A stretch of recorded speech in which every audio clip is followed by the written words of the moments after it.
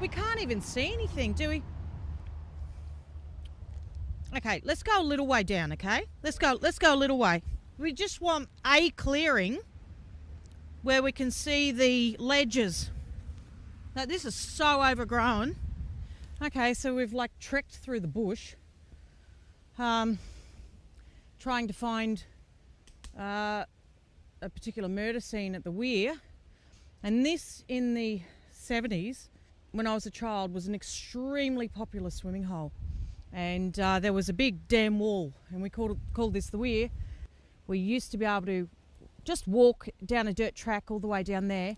And on that side of the weir, one night, it was a moonlit night, it's where they murdered the 12-year-old that I saw abducted from, it's either Heathcote Road here or something that looked a lot like it. And they, I was in the back of a car, and they abducted a 12-year-old girl who was walking by the road. She was wearing red and white, you know, t-shirt and shorts. She had long brown hair. I just remember she had long brown hair, and pretty girl. And when we stopped over to talk to her, she knew them. And they I was in the back right-hand passenger of side of the car, and she jumped in the back left. And they handed her some candy. I think it was laced. And this poor girl, there was about, I can't remember, there's a group of men circled around her in robes. But a lot of them were priests from Engadine Boys Town, and various people. And what they did was they hanged this girl to death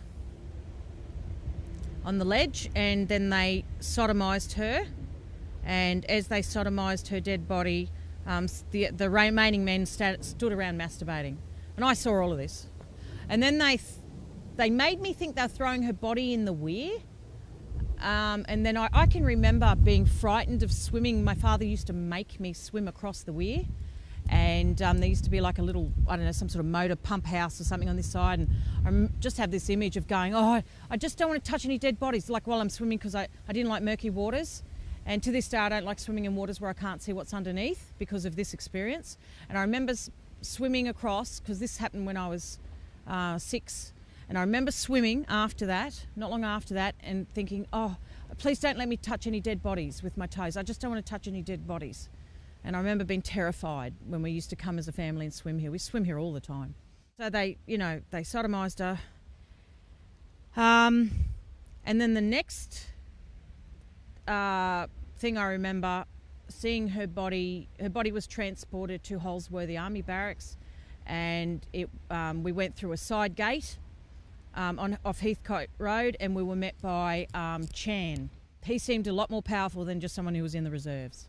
My experience of him was, and that girl was, well, I'll talk about that when we get to Holsworthy. I just remembered as we're climbing up the hill, I forgot to tell you about Stephen, who he raped me also on that ledge. So while those men were busy with and Peter Holozak was there, he was one of the ones raping her. But while they were doing all that, this guy who fancied me pulled me aside, a pedo, and raped me violently. And I had to relive all that in the police statement, and I really had to detail it for the first time in my life. And that was an unsanctioned rape. I wasn't to just be touched by anybody. And he paid for it with his life later on, when I was about 14. He was burnt at the stake. No, he was bashed to death at the dog breeder's house. He was tied to a stake, bashed to death. And so all in all, rather nasty experience. She has a voice. She is articulate. You wouldn't know it to speak to her, but in her writing and, you know, she gives other people a voice, and she does it well. I'm not stopping for some stupid reason. I mean, I can't stop. I'm compelled to keep going. This is not just about me. This is about a whole bunch of victims that are not here to give voice themselves to what they experienced. This is not just me. I represent a whole thousands of people behind me, babies and adults and children and whatever, right? And I'm very conscious of that. And to see the pain and anguish she's in, it's not something you put on. So those reactions are real. This is Holsworthy Army Barracks. It's one of the side entrances on Heathcote Road. This is the sort of entrance that I was taken into the army grounds via. It's through this side entrance that I was picked up by, I was collected by like those jeeps you see in MASH, on the TV show MASH. Those army sort of jeeps with the big backs on them, with the canvas flaps. I was met by an Asian, recruit named Chan, and apparently he's the only Asian at the time that was at Holsworthy, and he was supposed to be in the reserves. He was a vicious serial killer. The girl that was murdered at the Weir was brought here, and Chan collected her body. She, in the end, ended up in the military freezer, and I was abused by Chan and other officers in sort of makeshift camps on the army grounds. It was distressing, to say the least. And we better get out of here because someone's just pulled up. Let's go, Shane. Children haven't seen daylight. They're trapped. They're held down on the 5th level under Holsworthy. And you said that they said to you they're waiting for the light man. Yeah, they told me that they used to get visited by the light man. What does that mean? They described him, and I turned around and I said, oh yeah, I know him. You know, that's Jesus Christ. They didn't know him or his name. They just,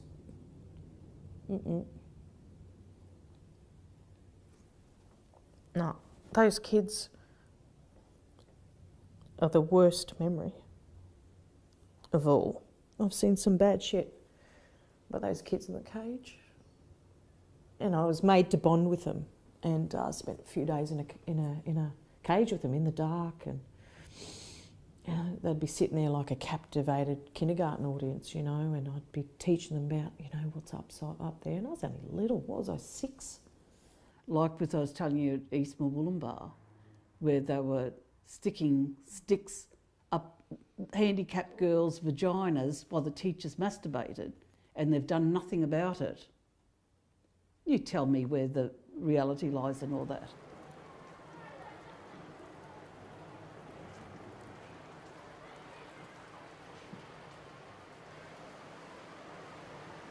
Hurry up. I'm scared. Those military police might be going through our car. You got it. Come on, Ray Martin. Welcome to my parish. This is the head church in the Sutherland Shire Diocese for Satanic ritual. This is a marble altar, a step up from St John Bosco. Marble floor, very easy clean-up of blood spillage. I attended multiple rituals here, satanic ritual abuse. I've seen multiple people murdered on this marble slab. So we're at Regina Coli Catholic Church in Beverly Hills in the Sutherland Shire, a suburb south of Sydney. You'll note the eagle, which is a predominant symbol. Features, it's also representative of the phoenix, the whole order out of chaos theme, etc., dating back to Horus and from ancient Egypt. I well remember that window. I think there's a crypt beneath this one, but I don't know how you get there. So this was the one that was attended by Dr. Mark, Aka Leonis Petruscus, and various people around the Sutherland Shire, various police officers, lots of priests, the priests who worked here at the time. This church was actually founded by a relative of Father Paul Evans, who was convicted of pedophilia at Boys Town. There's strong ties between this church and the American military, which is indicated by various emblems on the front of the church, on the windows. So this is where we came for the real big sort of, what do you call it, sort of, I don't know, regional ceremonies. I was made Queen Bee of this diocese when I was about 14. Not something to aspire to. I mean, yeah. How freaking obvious can it get? Look at the eagle. What's that got to do with the Bible and the biblical Jesus Christ and biblical Christianity? What has this got to do with Christianity? Nothing. It's got everything to do with Satanism. That's all I'm saying. She was just different. They didn't know how to handle her. There was no one like her in our year at school. Have you met anyone like her since? No. I have to say no. That's really normal for gifted kids to have that. It's, you know, it's not all fabulous. And that's something it's hard to convey to people. So, you know, you have that isolation, that natural isolation starts at around primary school where suddenly your interaction with other people has, you know, this meaning in this secluded environment, and there's all of a sudden there's a sort of social construct that you're finding your place in that. She was so sharp, really, really sharp. Very intelligent girl. Now, the effect that has for a lot of people when they meet her is that, actually there's probably two aspects. One is this mirror effect. When people get to know her, they can't play their games with her. And that's, so for people who like to play games, for people who've got things to, I don't like to say things to hide, but they're trying to present themselves as one way when they're not really that way, they will find themselves very uncomfortable with Fiona. And Fiona will pick that up, and she doesn't like it. And she won't say, I don't like you to the person, but she doesn't like people who do play games, and people who are pretending to be something they're not. And her reaction to that is, it's not anger or whatever, but she'll provoke them. She'll say something, she'll talk to them about something, put them in a situation where they have to look at that. You know, what game you're playing. If you're going to play this game, then you're going to they end up feeling very awkward. This is Kurnell. We're at the Caltex oil refinery. I was brought here when I was 9 with a group of about 10 children. We were placed in front of one of the factory furnace ovens, and one by one they threw the children in the ovens. They made me think that I was going to be next, and I tried to stop them from burning a good friend of mine that I'd grown up with. These are kids that were just bred in secret for use for this purpose and for sex slavery. Yeah, I was roughed up for trying to stop them, and I was made to think I was next, but I wasn't. It was just to traumatise me. The encircled pentagram sign on the Caltex symbol is no accident. There's only one way you become that rich and powerful. That's by compromising. To gain that power, they will sacrifice people. They'll all seek a supernatural power in some way, whatever way they can get that power. But that's the very basic bottom line. It doesn't matter what you want to call it. I mean, I could take a victim so far, but how are you going to deal with the spiritual side of all of this? You know. So you see it as an essential ingredient, the spiritual side. It's the main ingredient. If you're baking a cake, it's the flour. That's something you encounter daily, and I think a lot of people aren't aware of. And you know, they don't fully consciously acknowledge that it's there, but once you start seeing it, it doesn't stop.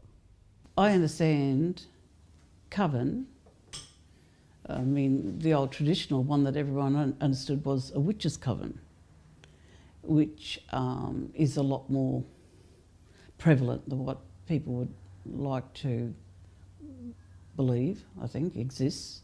But then you have, I think, as I understand it now, I might be wrong, but I think it's,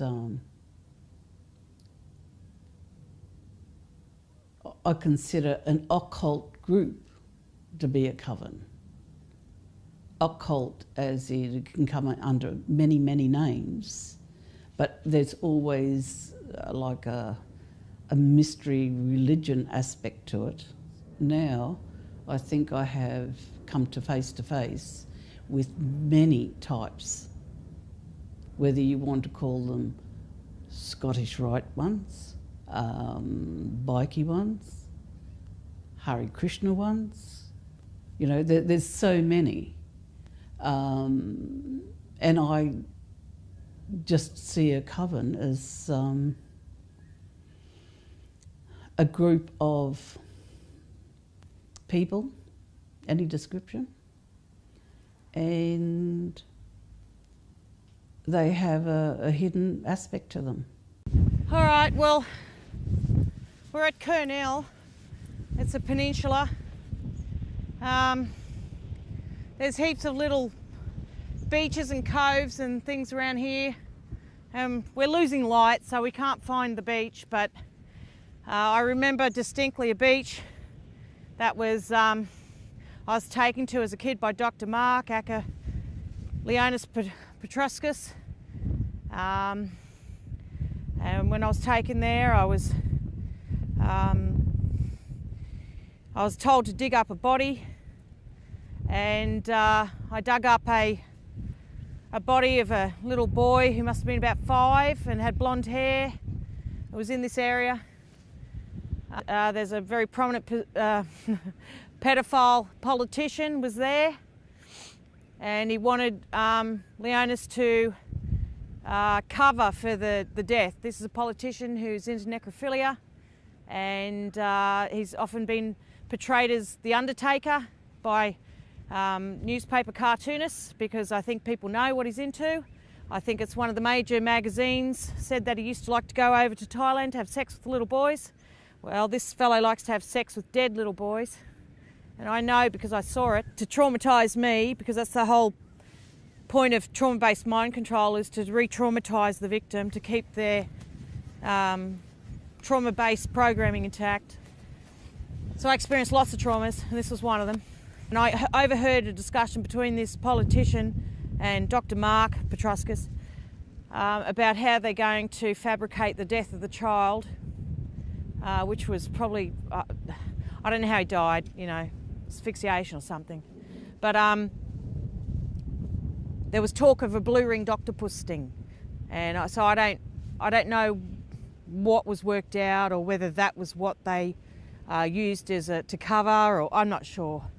But I know that the researchers behind this doco since found out that Petruscus published an article to do with a death in Papua New Guinea of a 5-year-old, well, the stinging of a 5-year-old girl who got poisoned by a conefish.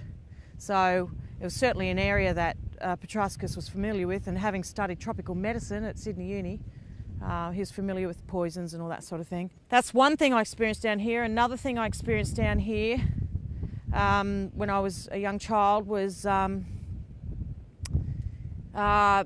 nurse that worked with Leonis. In the daytime, she was used as a honey trap for a surfer. She seduced him and promised him sex. And then I think he was drugged, and the guy had like curly blondish hair, and I saw him ritually sacrificed to Moloch. It was a fire ceremony that night, and that's what they like to do. They like to burn people alive. And they did it somewhere around here. I mean, it's so, it was very secluded back then. Sydney wasn't so populated, you know, 30 years ago, 30 plus years ago. So this was a popular site for the coven members to murder people and dispose of bodies without being detected. And they just get the local cops who are involved with them, or local doctors like Petruscus to cover. Anyway, and I wrote to the New South Wales coroner and I said, look, my researchers have just found out the true identity of Dr. Mark. He's actually Petruscus, and I said every birth certificate and death certificate that man ever signed now needs to be investigated, because everything that man did should be treated as suspicious. And they responded, oh, we can't do anything without being directed by the New South Wales Police. So I forwarded their response, their written response, to the New South Wales Police Commission. I said, could you please direct the coroner to investigate these, these documents that Petruscus has fabricated, to my knowledge. And I made a big list of all the murders that I remember that he wrote death certificates for or was involved with in some way.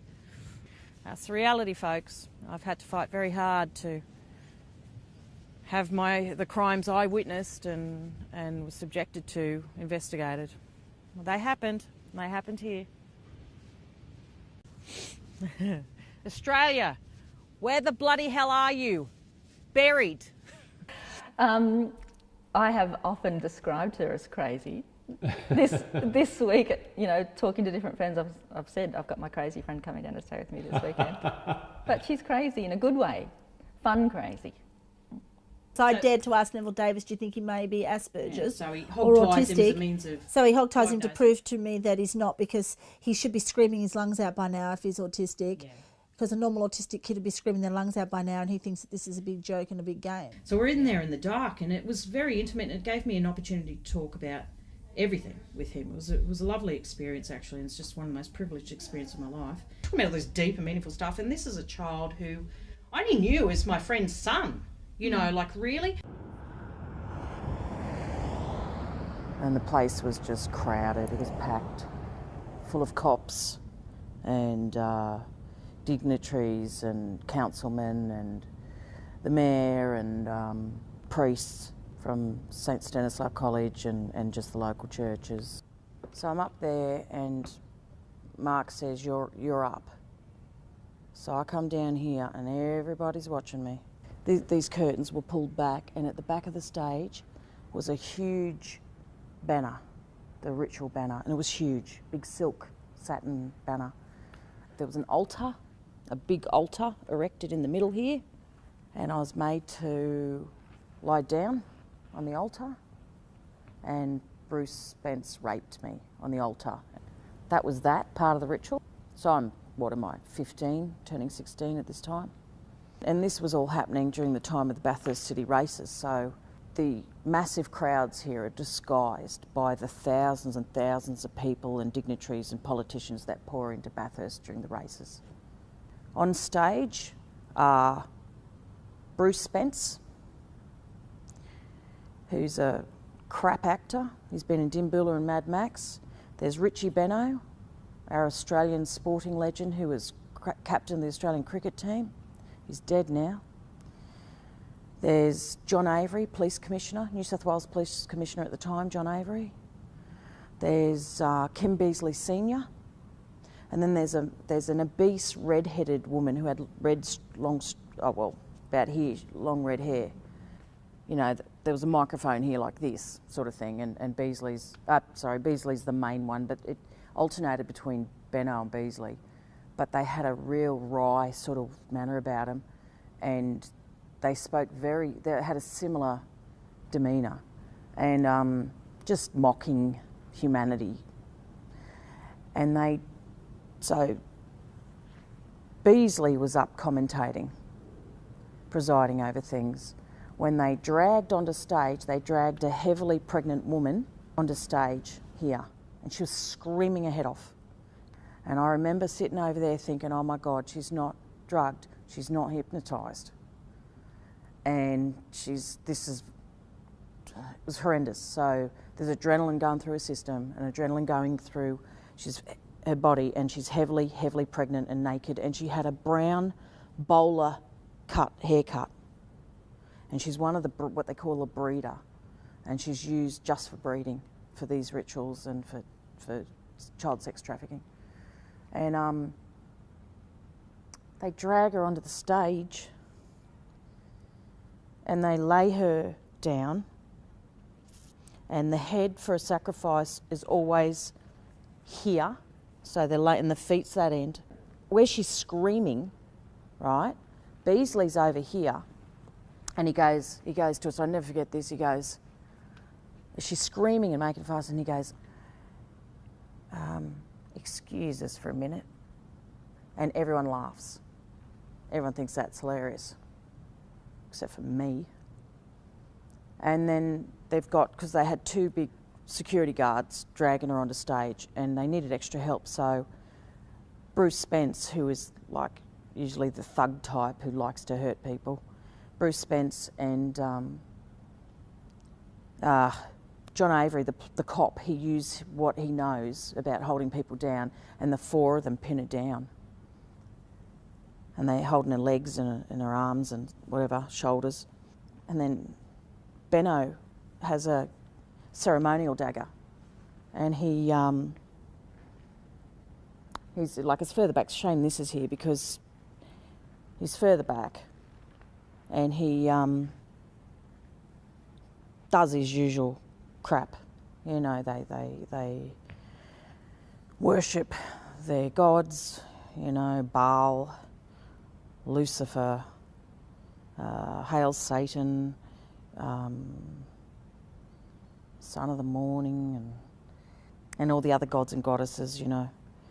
And then he has this knife, and he slams it after he's done all his ritualistic sort of chanting and words and whatever, and people are chanting or whatever, and he slams this dagger, ceremonial dagger, 2 hands, into the woman's, I don't know, around about here where the bone ends, and he can get in, and he tears her open with the knife right down to the pelvic bone, and blood just pisses out everywhere. It's like a waterfall, and just everything.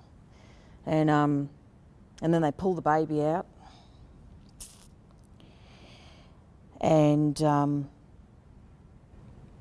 then there are people assisting, and they've got a gold platter,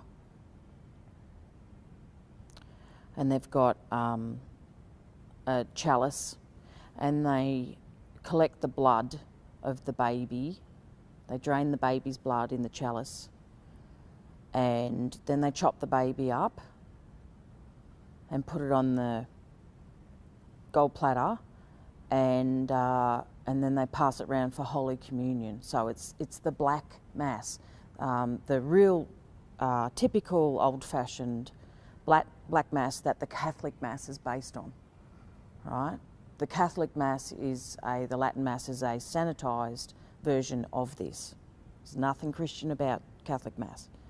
So that's all going on, and then the next thing I remember is they lined up, this stage was lined with children who must have been about maybe 8, 9, 10 years of age, that sort of thing. And they had them lined up like this on the stage. They went like this, they lined the children up, and the children were hypnotised, and the children came forward and they were like this. They were just like this. They just, you know, as they were told, they did nothing, and they just stared straight ahead. And they're very attractive children. Bruce Spence had a samurai sword. It was incredibly sharp. He goes along each child, and he has a certain stance about him.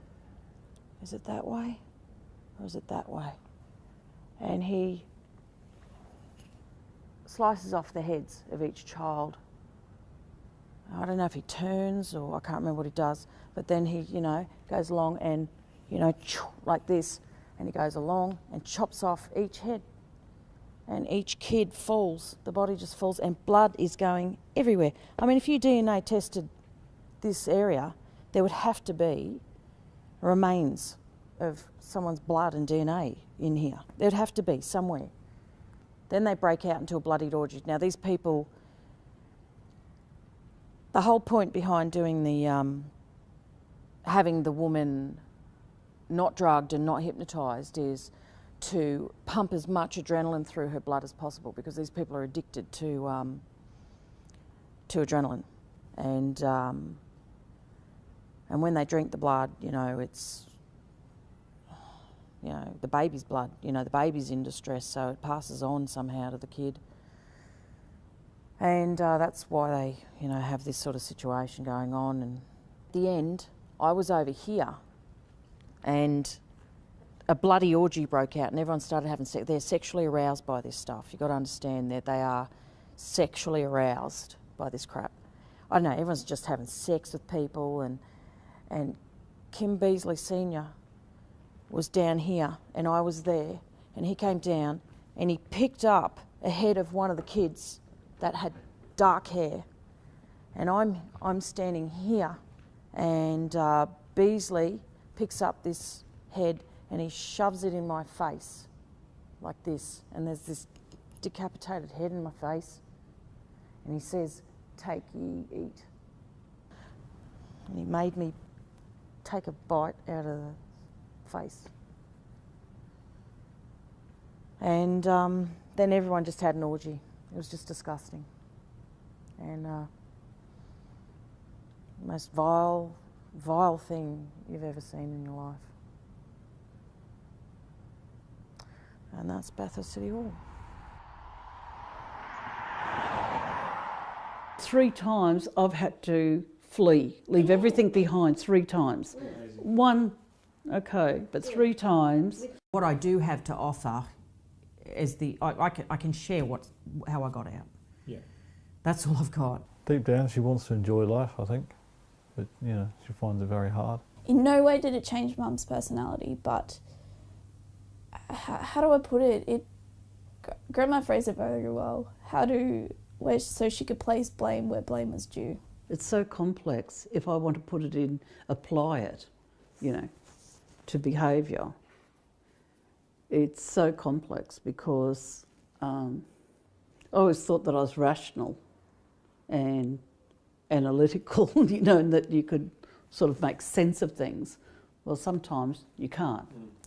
It's outside those boundaries. The Great Hall at Sydney University is where I witnessed the most heinous human sacrifice of all time, and the most difficult one to process and talk about in therapy.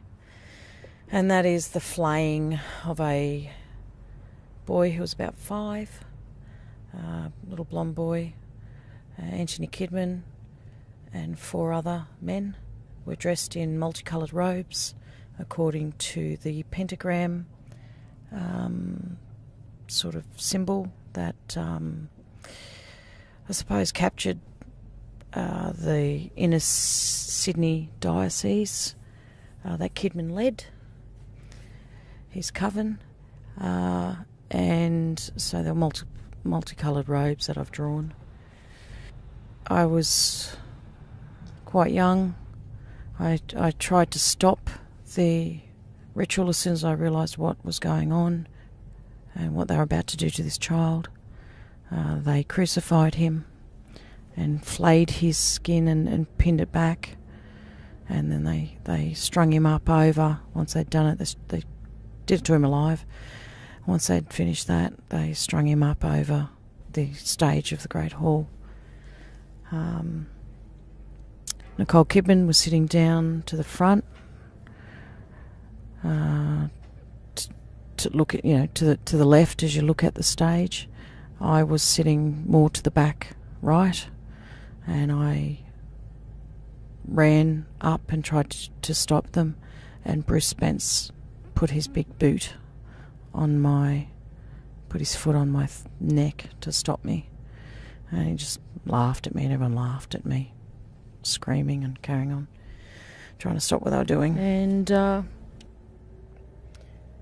quite a number of university staff are involved in Sydney Uni chapter, I suppose, of the order, which was run by Kidman, and Leonis Petrescus was a member of this particular coven at one stage, and he was Sydney University around the same time as Anthony Kidman.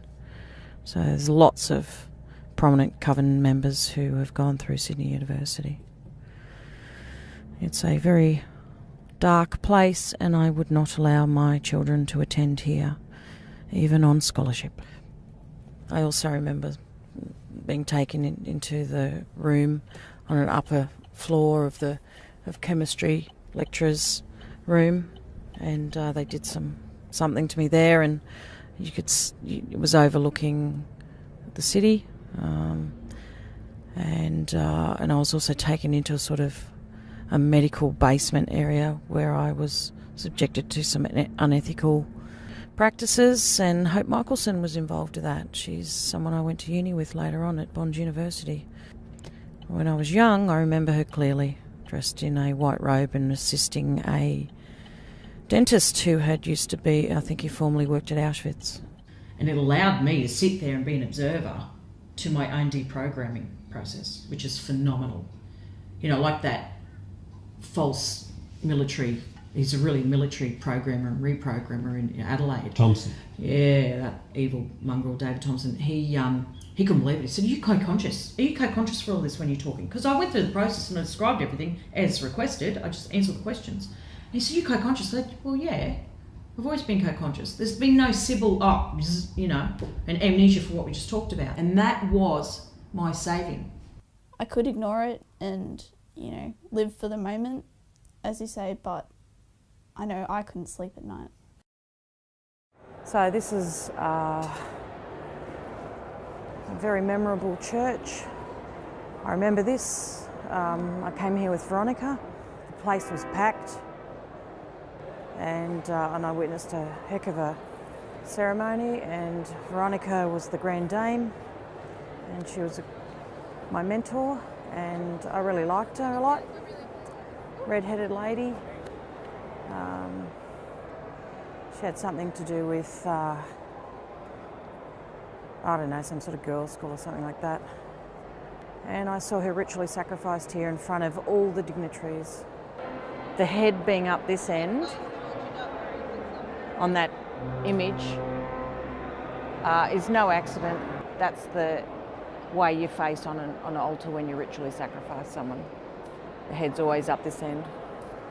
And it's called the left-handed path, so they always use the left hand, and they start with the upper chest area and down. When she was dying, I actually was so distraught I collapsed up behind this side of the altar, and everybody thought, oh, that was great, because it's a sign of affection and that we had a proper bond. I succeeded her as Grand Dame, and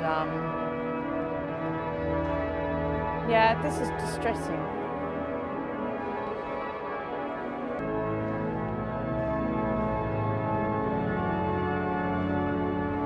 And of course, when I left, it left them with no one that they'd trained up in time to succeed the Grand Dame position. Veronica actually died quite young, and it was her choice. She'd had a gutful and she wanted out, and she didn't know how else to get out. Think of the song, you can check out any time you like, but you can never leave. She chose to check out. It's the only way out for her. And she was a really nice person. I think she was connected to St. Sophia College, but I can't remember well enough. I know she had some role to do with girls' school or a girls' dorm. At the end, I had to compose myself. Despite the fact she was laying there dead, with blood everywhere, I had to compose myself. I had no choice. And they stuck some robe on me and something on my head, I don't know. But anyway, this is really, really, really upsetting.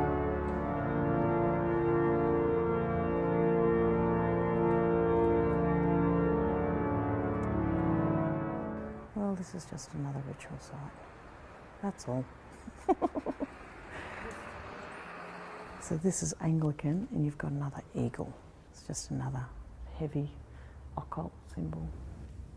I was about 11, around the time that Queen Elizabeth came to declare Bankstown a city. I just remember children connected with like a silver cord or got silver cord and around their necks, and a row of children. That's all I remember. I don't remember anything else.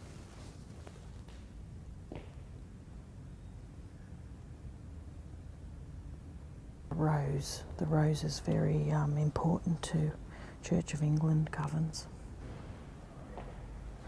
Serpent entwined around a pole. I mean, once again, what the hell's an eagle got to do with the Bible? Nothing. This is 16 William Edward Street, Longville, in sort of North Sydney. This is Anthony Kidman's old house. I was brought here when I was 14. I was dropped off by Leonis Petriscus. It was my birthday. And there was, well, I think it was around my birthday, I think it was. And there was a post-production party for John Bell's play. And this house was, the back room overlooking the pool was full of actors and, you know, producers, directors, you know, whatever, and theatre people. John Bell, Bruce Spence was here. I'm pretty sure Bruce Spence answered the door. I remembered the house was 2-story at the back and kind of 1-story at the front. I remembered it was Federation style. And I remember the back room, and I remember the pool. I saw people taking what I think was cocaine in the back room near the pool in the lounge area. People were kind of in costume. There was all different, I don't know if it was a fancy dress party, I really can't remember exactly what everyone was wearing, but I know there was a lot of famous actors there.